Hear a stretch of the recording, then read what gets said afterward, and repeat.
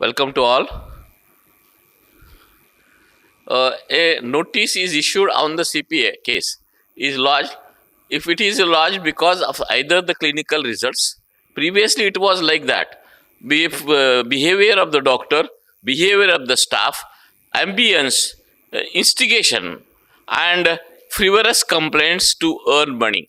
Now, this last portion has increased a lot because of the change in the Consumer Protection Act 19, because the limits which were 20 lakhs to the district forum, that had gone to the more than crores. And so the frivolous cases are plenty where the patients are earning and advocates may also earning. So one can avoid the notice and CPA case by taking all these situations. So remaining things are your hand, but last thing is not in your hand. The patient can send a legal notice as a patient himself or through an advocate or a civil court, consumer court, MCI or state medical council, police station, criminal court. Police station notice is called as a FIR. Criminal court alleged as warrant. Whenever criminal court sends a notice, it is called as a warrant. Doesn't make a difference. Warrant is there, so the normal meaning of the warrant is not there. Or other agencies as health services, corporations, etc. Ophthalmologists should take the steps. In this case, the patient's notice and advocate notice may not be replied. If you are going to reply that, see that whatever you are giving in your reply should not be able to, the patient should not be able to put the same against you. So whatever you are writing should not go against you. He will not refuse the notice, as even if you refuse, it will be taken granted that you were informed. The importance of the notice given is to be informed. You should be informed that something has gone wrong and there is something is litigation from my side. And so even if you refuse it, there is a remark that the patient doctor has refused the notice. So it means he has received the notice. Whether he has to take or not to, that is his difference. But legally, it doesn't matter much. It is not mandatory to answer the notice of the patient and the advocate. Other notices answer with the help of an advocate and or a medical legal consultant, because the doctor doesn't know the law. And so many times how to represent a notice, how to answer the notice is not known to the doctor, and legal terminologies are not known to the doctors. So he makes many mistakes. He is perfect in his science, his medical things, but he cannot convert it to in the law. Have a indemnity insurance with good, and so that is already told by the Dr. Parikshit. Coverage limit and a medical legal consultant to as advisor to keep yourself cool. Then don't become panic even if you receive notice. So if you receive the notice, it doesn't mean that you should become panic and you should leave your patients and get disturbed and make the problem. Many times, under the Consumer Protection Act, civil liability of negligence is a solo practice. It is the different thing, and in corporate practice, it is totally different thing. Because of the Supreme Court decision, which has given by them then, whenever a patient lands himself in a hospital, private or government. So government hospitals are also included in that, because government hospitals are charging something according to their income, many places, and such then they become the consumers. This direct contact is with the hospital and not with the attending doctors or self-individual. Moreover, the patient does not know which of the doctors or the staff will attend him. Therefore, the direct relationship is not between the patient and the hospital.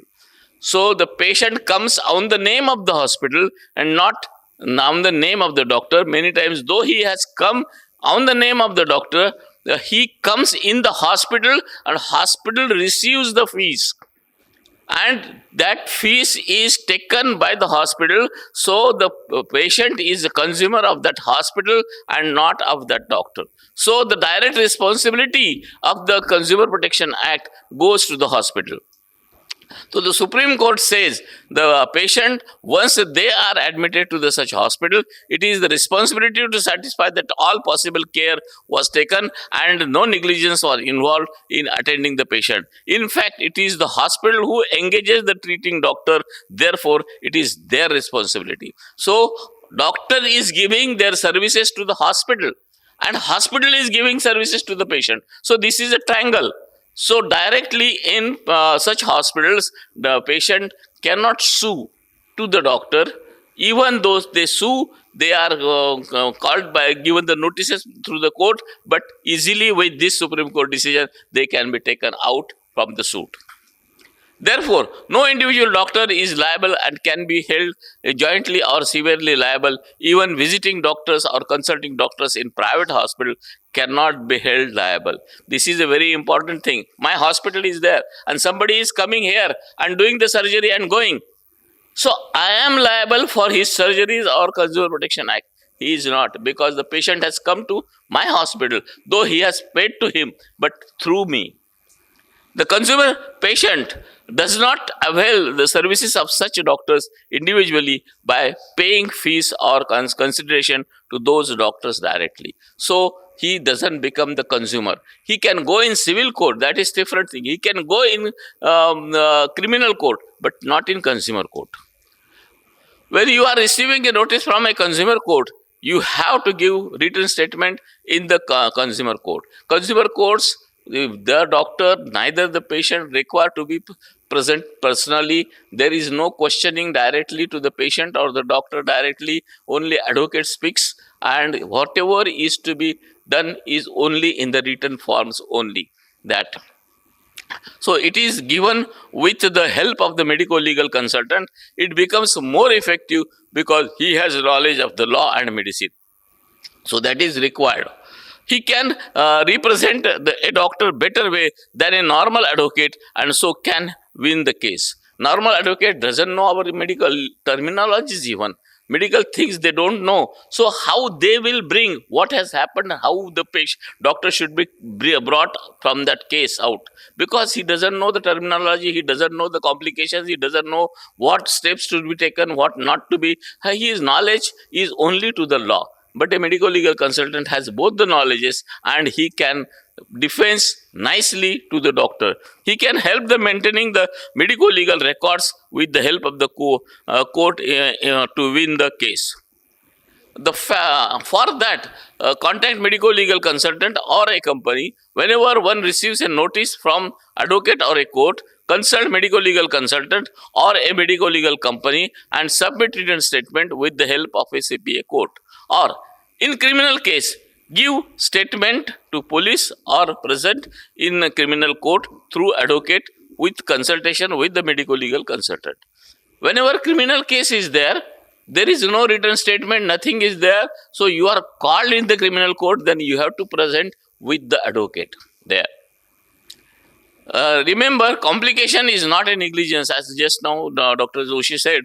But not knowing the complication happened, not taking the proper steps to rectify the referring or the taking help of the proper specialist or leaving the patient on unqualified or underqualified substances, if you have not taken the steps, and that should be recorded that the patient is being treated this way after the complication or referred to such, and the signature of the patient on the referral letter should be there. That only takes as evidence in the court. Only saying that and referring is not sufficient. Remember that the treatment as per the standard textbooks and the accepted professional practice, and still patient suffers or injury merely because a complication has happened, doctor is not, because the Supreme Court has said every mishap and death during the medical treatment, the medical man cannot be proceeded against for the punishment. And so medical man is not an insurer, so he should not give the guarantee of the treatment. And in the case of the death, this Supreme Court decision saves him, and so indemnity insurance is important. Thank you.